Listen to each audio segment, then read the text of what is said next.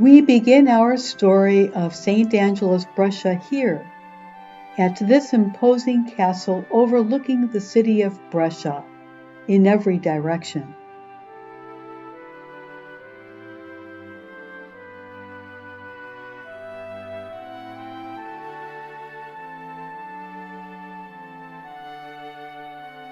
From earliest times, Brescia was known for its weapons manufacturing capabilities, and by the early 1500s, Brescia's weapons sales made it one of the wealthiest cities of the region. For this reason, Brescia was a frequent target of attacks and sieges by competing powers throughout its history, including during St. Angela's lifetime. Because of its weapons production, Brescia was targeted by the Allies during World War II. Much of the old city that St. Angela would have known was destroyed by Allied bombs. Sadly, the very last bomb the Allies dropped directly hit the church of St. Afra, collapsing it. St. Angela lived in a small room of this church for 8 years before her death, and the church has housed her remains for centuries. This monument asks to raise a prayer for those who died in the church during the Allied bombings of March 2, 1945. This painting, directly above, is dedicated to those killed by Allied bombs. In the aftermath of the war, the church was rebuilt as the Church of St. Angela. We'll have more to say about the Church of St. Afra, St. Angela later.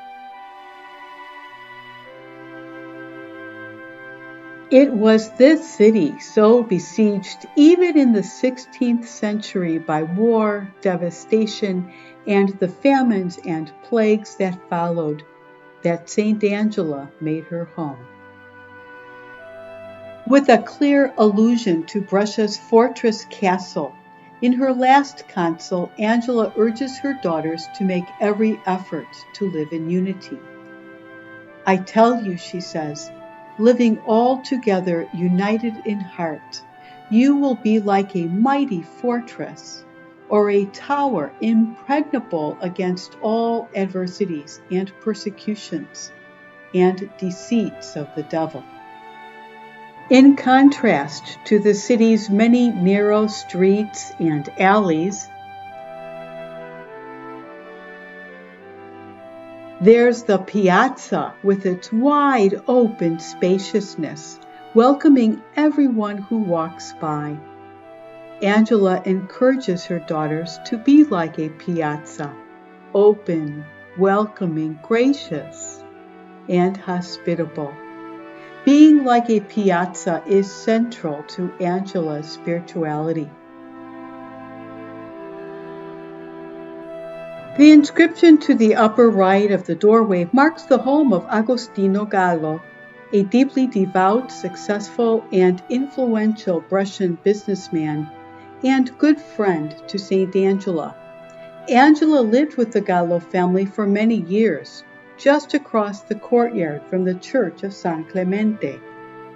These pilgrims are thrilled to think that they are walking the same alleyway that Angela herself would have used in the years she lived with the Gallo family.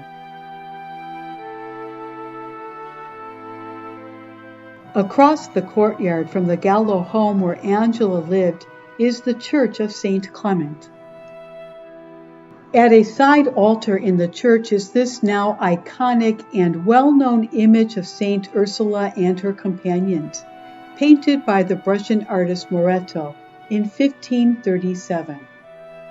That makes this image of Saint Ursula and her companions something that St. Angela and the original members of her company would have seen, known, and loved. And don't miss the portrait of St. Angela immediately to the right, likely taken from her death mask. We will conclude our Brescian pilgrimage here in the Church of St. Angela, which, as we noted above, was known as the Church of St. Afra until it was nearly destroyed at the end of World War II. The rebuilt church was named for St. Angela, who lived here the last 8 years of her life. The original church, named for an early Christian Brescian martyr, St. Afra, was built over the place where St. Afra and her martyred companions were buried.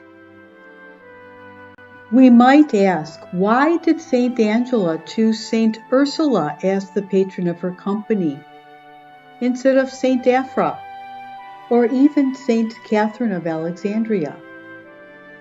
While there are a number of reasons to explain St. Angela's choice of Ursula as patron of the company, perhaps the most compelling would be this.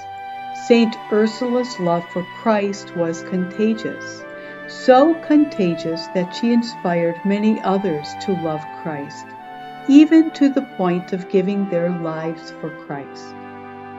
May we all have this same love for Christ that St. Ursula and St. Angela had, a love which is attractive, compelling, and contagious.